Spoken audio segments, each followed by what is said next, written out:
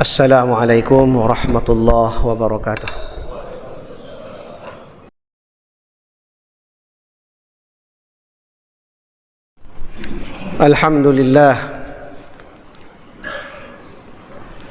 Alhamdulillahilladzi nasta'idzu bihi minal ajzi wal kasali wal ghaflah.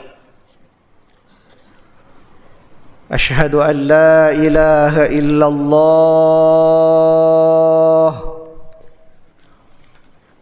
Ashhadu an la ilaha illallah wahdahu la syarika lah. Rabbus samawati wal ardi la niddalah.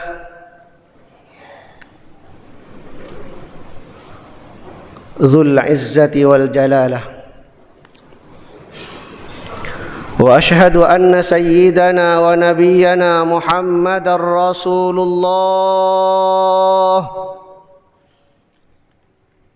وأشهد أن سيدنا ونبينا محمدا عبده ورسوله وصفيه وخليله صاحب الشفاعة والوسيلة.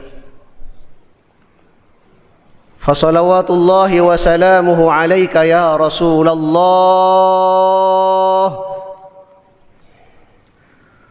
فصلوات الله وسلامه وبركاته عليك يا نبي الله. فصلوات الله وسلامه وبركاته وتحياته عليك يا حبيب الله وعلى آلك وأصحابك وكل من اقتدى حق الاقتداء إلى يوم فيه السعادة والذلة. قال الله تعالى في كتابه الكريم: أعوذ بالله من الشيطان الرجيم. بسم الله الرحمن الرحيم. وَلَقَدْ ذَرَأْنَا لِجَهَنَّمَ كَثِيرًا مِنَ الْجِنِّ وَالْإِنسِ لَهُمْ قُلُوبٌ لَا يَفْقَهُونَ بِهَا وَلَهُمْ أَعْيُنٌ لَا يُبْصِرُونَ بِهَا وَلَهُمْ آذَانٌ لَا يَسْمَعُونَ بِهَا أُولَئِكَ كَالْأَنْعَامِ بَلْ هُمْ أَضَلُّ أُولَئِكَ هُمُ الْغَافِلُونَ. وقال رسول الله صلى الله عليه وسلم: المرء على دين خليله. وقال في حديث آخر: نعمتان مغبون فيهما كثير من الناس الصحة والفراغ. صدق الله وصدق رسوله النبي الكريم ونحن على ذلك من الشاهدين. Ma'asyiral muslimin, sidang Jumat hafizakumullah. Tentunya sebagai khatib Jumat pada hari ini, khatib berwasiat pertama kepada khatib dan kepada para hadirin, hafizakumullah. Mari kita terus berusaha sekuat tenaga sambil memohon taufik hidayah kepada Allah, meningkatkan takwa kita dengan melaksanakan segala perintahnya dan menjauhi segala larangannya, agar hidup kita yang sangat sementara ini hidup yang penuh dengan keberkahan, hidup yang penuh dengan ridha dan ampunan Allah, sehingga tatkala Allah nantinya memanggil kita ke haribaannya, kita dipanggil dengan panggilan yang sangat mesra dengan ungkapan: Ya ayyatuhan nafsul mutmainnah, irji'i ila rabbiki radiyatan mardiyah, fadkhuli fi ibadi wadkhuli jannati. Wahai jiwa-jiwa yang tenang, kembalilah kalian ke haribaan Tuhanmu dalam keadaan ridha meridai. Masuklah ke dalam golongan hambaku dan masuklah ke dalam syurgaku. Semoga kita yang hadir pada hari ini, di hari yang sangat agung ini, Allah mencatat kita sebagai hamba-hambanya yang nantinya insya Allah dipanggil dengan panggilan yang sangat mesra ini. Amin ya rabbal alamin. Ma'asyiral muslimin, sidang Jumat hafizakumullah. Sebagai manusia, kita adalah manusia yang sangat merdeka. Dan sebagai orang beriman,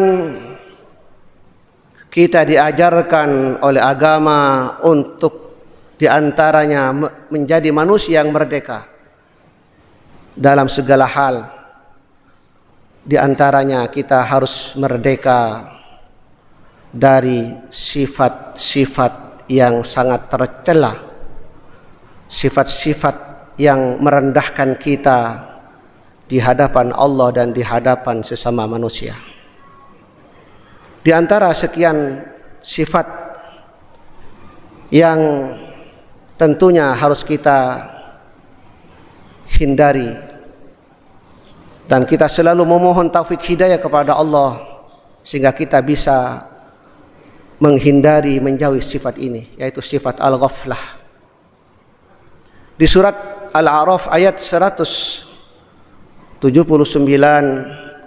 yang barusan khatib baca, Allah Subhanahu wa taala menyatakan, wa laqad dzara'na li jahannama katsiran minal jinni wal ins lahum qulubun la yafqahuna biha wa lahum a'yunun la yubsiruna biha wa lahum adhanun la yasma'una biha ulaika kal an'ami bal hum adall ulaika humul ghafilun.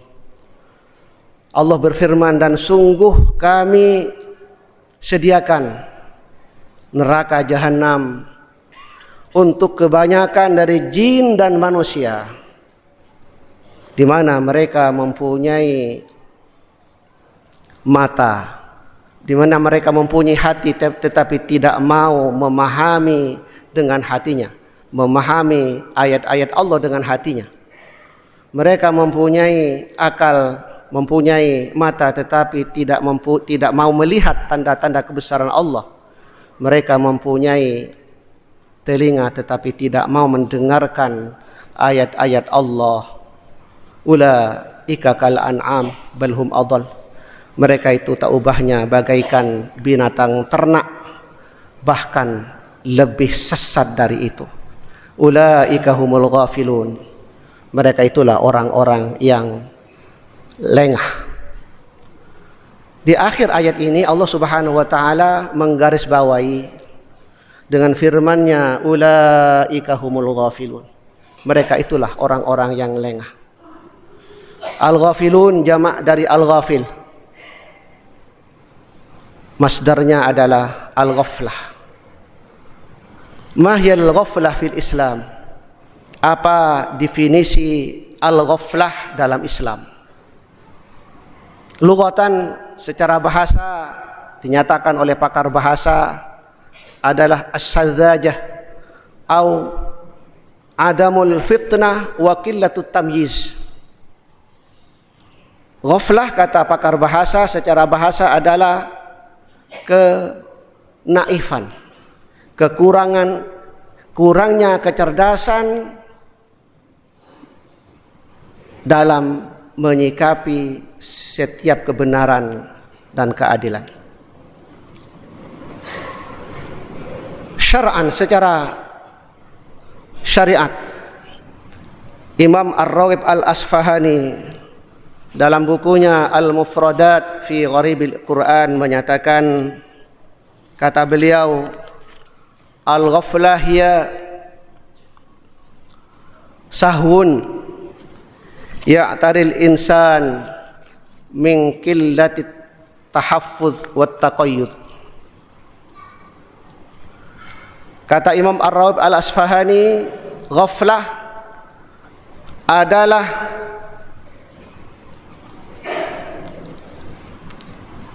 sahwun, kesalahan yang menelanjangi, yang mempermalukan manusia karena kurangnya hati-hati dan kurangnya waspada. Saya ulangi, kata Imam Ar-Raghib Al-Asfahani, al-ghaflah adalah sahwun ya'taril insan min qillatit tahaffuz wat taqayyuz. Sahun artinya kesalahan yang menelanjangi, yang mempermalukan manusia karena kurangnya hati-hati dan kurang waspada. Apa penyebab dari sifat ghaflah ini? Banyak faktor yang bisa menyebabkan seseorang menjadi orang yang lalai. Pertama adalah at-takasul fit ta'at, bermalas-malasan dalam ketaatan kepada Allah Subhanahu wa taala. Malas melakukan kewajiban-kewajiban yang disyariatkan oleh agama, kewajiban-kewajiban yang harus dilakukan, seperti sholat 5 waktu, puasa Ramadan, zakat bagi yang mampu, melaksanakan haji bagi yang mempunyai kemampuan, dan lain-lainnya. Yang kedua adalah istisgharul muharramat, menganggap kecil larangan-larangan Allah Subhanahu wa taala. Larangan-larangan yang diharamkan Allah Subhanahu wa taala dianggap hal yang sepele, yang remeh-temeh, tidak begitu diagungkan, sehingga dirinya bergelimang dengan perbuatan-perbuatan haram tersebut. Di antara alasan mereka adalah kalau sedikit gak apa-apa, misalnya tentang minuman-minuman keras, kalau sedikit gak apa-apa, dan sebagainya. Kemudian yang ketiga yang menyebabkan seseorang lalai, kata para ulama, adalah alful ma'asiyah wa mahabbatuha, senang, cinta kepada perbuatan maksiat. Perbuatan maksiat sedemikian menggelora dalam dirinya sehingga semuanya dilakukan demi tujuan tercapai. Dan inilah salah satu taktik strategi setan dalam menyesatkan umat manusia. Dijadikan perbuatan-perbuatan maksiat dihiasi sedemikian rupa sehingga tampaknya indah, padahal hal itu akan mempermalukan dirinya, khususnya di hadapan Allah Subhanahu wa taala. Kemudian yang berikutnya, salah satu faktor yang menjadikan seseorang lalai adalah tadyi'ul waqt, menyia-nyiakan waktu, menyepelekan waktu. Waktu tidak dianggap sesuatu yang berharga. Sayyidina Ali karramallahu wajhah menyatakan dalam salah satu wasiatnya, dalam salah satu tausiahnya, al-waqtu kas-saif, kata beliau, illam taqta'hu qata'ak. Waktu adalah pedang, jika kamu tidak memotongnya, pasti kamu akan dipotong oleh waktu itu. Rasulullah sallallahu alaihi wasallam menyatakan dalam hadis sahih, ni'matani maghbunun fihima katsirun minan nas. Dua nikmat yang banyak menjadikan manusia lengah. Yang pertama adalah as-sihhah, kesehatan, dan yang kedua adalah al-faragh, kesempatan. Dua nikmat inilah yang menjadikan banyak manusia lengah, meremehkan waktu, menghilangkan waktu, menyia-nyiakan waktu yang sangat berharga. Kemudian sebab yang berikutnya dari sifat ghaflah, sifat lalai adalah al-ghaflah anil muhimmat wal alawiyat. Lalai terhadap hal-hal yang sifatnya prioritas, yang sifatnya sangat penting. Misalnya mengedepankan proyek yang menurutnya yang sangat istimewa, tetapi di sisi lain menyepelekan misalnya hal-hal yang sangat penting, yang sangat urgen. Misalnya seorang penguasa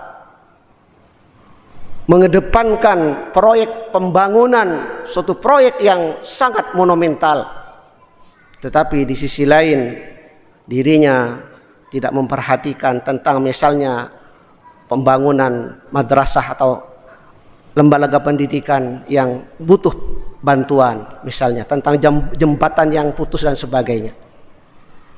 Kemudian yang berikutnya dari hal-hal yang menjadikan seseorang lalai adalah al-ghaflah anid daril akhirah wal istidad laha. Lalai terhadap kehidupan akhirat yang sangat pasti dan tidak mempersiapkan persiapan untuk menghadapinya. Kemudian yang terakhir, seseorang menjadikan lalai adalah al-istighfaf min awamiriddin, min awamirillah wa rasulih, menganggap enteng perintah-perintah Allah Subhanahu wa taala dan rasulnya. Perintah Allah dianggap hal-hal yang bukan prioritas, bukan hal yang penting, justru mengedepankan kepentingan dirinya dan dunia. Ma'asyiral muslimin, sidang Jumat hafizakumullah, sifat ghaflah ini adalah suatu penyakit batin yang harus diterapi. Kalau tidak segera diterapi akan menjadi penyakit yang akan mempermalukan seseorang, mempermalukan dirinya. Dari itu perlu terapi yang harus segera dilakukan. Apa terapinya? Ma'ilajuha. Apa terapinya? Yang pertama adalah tentunya zikrullahi wa qiraatul Quran. Terapi untuk sembuh dari penyakit lalai adalah selalu zikir kepada Allah Subhanahu wa taala dan selalu membaca Al-Qur'anul Karim. Karena dua hal ini salah satu obat untuk menyembuhkan penyakit ghaflah. Allah Subhanahu wa taala berfirman dalam surat Al-A'raf ayat 205, "Wadhkur rabbaka fi nafsika tadarruan wa khifatan wa dunal jahr bil ghuduwi wal asali wa la takum minal ghafilin." Dan ingatlah kepada Allah dalam hatimu dengan rendah hati dan penuh rasa khusyuk dan rasa takut kepada Allah dengan tidak mengeraskan suara, dan janganlah kamu termasuk orang-orang yang lalai. Kemudian terapi yang kedua untuk menyembuhkan penyakit ghaflah ini adalah huduru majalis dzikr, menghadiri majlis zikir, majlis ilmu yang mendekatkan diri kepada Allah Subhanahu wa taala. Rasulullah sallallahu alaihi wasallam suatu ketika pernah bersabda, "Idza marartum bi riyadil jannah farta'u." Jika kamu melewati sebuah taman surga, maka bergabunglah kamu. Para sahabat bertanya, qalu wa ma riyadul jannah ya Rasulullah? Wa ma riyadul jannah ya Rasulullah? Apa yang disebut dengan riyadul jannah? Rasulullah kemudian menjelaskan, riyadul jannah hiya halaqud dzikr. Riyadulnya, taman surga adalah majlis zikir. Kemudian yang ketiga, terapi untuk bisa menyembuhkan sifat lalai ini adalah ma'rifatu haqiqatid dunia. Harus tahu tentang hakikat dunia ini. Dunia berasal dari bahasa Arab yang aslinya menurut pakar bahasa berasal dari kata dana yadnu yang artinya dekat. Kehidupan dunia ini sangat dekat, sangat sementara, sangat fana, tidak abadi. Harus tahu tentang hakikat dunia yang pasti ditinggalkan atau ditinggalkan oleh dunia.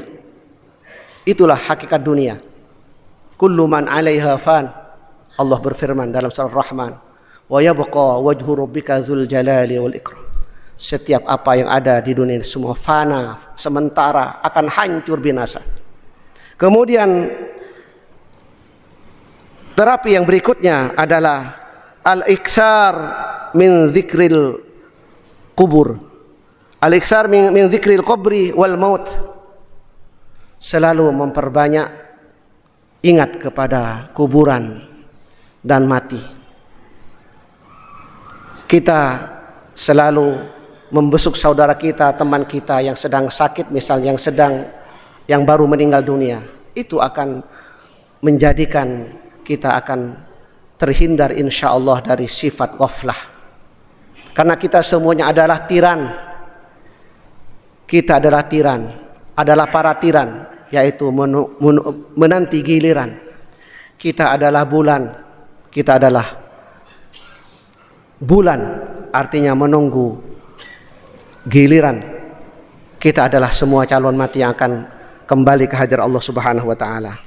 Kemudian yang berikutnya, kiat dari supaya terhindar dari sifat ghaflah adalah qasrul amal, pendek angan-angan. Jangan pandang angan-angan, jangan memanjangkan angan. Artinya sesuatu yang kita harus berpikir realistis, harus memendekkan angan-angan. Karena kehidupan kita di dunia sangat sementara. Inilah beberapa kiat yang insya Allah akan menjadi terapi, menjadi obat bagi orang-orang yang mengalami sifat al-ghaflah. Semoga Allah Subhanahu wa taala memberikan taufik hidayah kepada kita semuanya, sehingga dengan taufik hidayahnya Allah selalu memberikan kepada kita kewaspadaan dan kehati-hatian dari sifat al-ghaflah ini. Amin ya rabbal alamin. Barakallahu li wa lakum fil Qur'anil azim wa nafa'ani wa iyyakum bima fihi minal ayati wa dzikril hakim wa taqabbala minni wa minkum tilawatah innahu huwas samiul alim. Aqulu qawli hadza wa astaghfirullahal azim li wa lakum wa liwalidayya wa liwalidikum wa lisairil muslimin wal muslimat wal mu'minin wal mu'minat fastaghfiruh innahu kana ghaffara. Alhamdulillah alladzi bitaufiqihi wa hidayatihi hadana ila siratil mustaqim. Asyhadu an la ilaha illallah wahdahu la syarika lah wa huwal aliyyul hakim wa asyhadu anna sayyidana wa nabiyyana Muhammadan abduhu wa rasuluh wa huwan nabiyul karim. Allahumma fasalli wa sallim wa barik wa an'im ala abdika sayyidina Muhammad wa ala alihi wa sahbihi wa kulli man nahaja nahjahu bi ihsanin ila yaumin naba'il azim. Hayya nusalli wa nusallim ala sayyidina Muhammad haitsu amarna bidzalika biqaulihi innallaha wa malaikatahu yusalluna 'alan nabi ya ayyuhalladzina amanu sallu 'alaihi wa sallimu taslima. Allahumma salli ala Sayyidina Muhammad wa ala ali Sayyidina Muhammad kama sallaita ala Sayyidina Ibrahim wa ala ali Sayyidina Ibrahim wa barik ala Sayyidina Muhammad wa ala ali Sayyidina Muhammad kama barakta ala Sayyidina Ibrahim wa ala ali Sayyidina Ibrahim fil alamin innaka Hamidum Majid. Allahumma salli ala Sayyidina Muhammad salatan taghfiru lana biha adh-dhunub wa tasturu lana biha al-'uyub wa tufarriju 'anna biha al-kurub wa tusakhiru lana biha al-qulub wa ala alihi wa sahbihi ajma'in. Allahumma ighfir lil muslimina wal muslimat wal mu'minina wal mu'minat al ahya'i minhum wal amwat innaka sami'un qaribun mujibud da'awat. Allahumma ighfir lana wa li mautana wa li mautal muslimina alladhina shahidu laka bil wahdaniyah وشهدوا لرسولك صلى الله عليه وسلم بالرسالة وماتوا على ذلك. اللهم أنزل على قبورهم الضياء والنور والفسحة والسرور والسعادة والحبور حتى يكونوا في بطون الألحاد مطمئنين وبجودك واثقين وعندك يا من الأشهاد آمنين. اللهم انقلهم جميعا من ضيق اللحود ومراتع الدود إلى جناتك جنات الخلود في سدر مخدود وطلح مندود يا رحيم يا ودود. اللهم ارحمنا يا رحمن يا رحيم إذا سرنا إلى ما صاروا إليه تحت الجنادل والتراب وحدنا اللهم ارحمنا والطف بنا إذا فارقنا الأهل والأحباب اللهم ارحمنا والطف بنا إذا انقطعت الأسباب اللهم ارحمنا والطف بنا إذا هجرنا الأصحاب اللهم ارحمنا والطف بنا إذا رجعنا إليك يا تواب اللهم اجعل القبور لنا بعد فراق أهل الدنيا خير منازلنا وافسح فيها ضيق ملاحدنا وارحم يوم العرض عليك ذل مقامنا ويمن لنا كتابنا ويسر لنا حسابنا وأظل يوم لا ظل إلا ظلك غربتنا ومن النار أعيذنا واجعل الجنة مثوانا اللهم صح أجسادنا وأرواحنا طول أعمارنا وبارك لنا فيها وارزقنا الاستقامة وحسن الخاتمة اللهم أحينا مسلمين وتوفنا مسلمين وألحقنا بالصالحين غير خزايا ولا مفتونين اللهم إنا نتبرأ من حولنا وقوتنا ونلتجئ دائما أبدا إلى حولك وقوتك فأعنا ولا تعن علينا وانصرنا ولا تنصر علينا واهدنا ويسر الهدى لنا برحمتك يا أرحم الراحمين عباد الله اتقوا الله وانظروا ما تقدم من اتقوا الله لعلكم تفلحون أوفوا بعهد الله إذا عهدتم ولا تنقضوا الأيمان بعد توكيدها وأقيموا الصلاة إن الصلاة كانت على المؤمنين كتابا موقوتا ولذكر الله أكبر والله يعلم ما تصنعون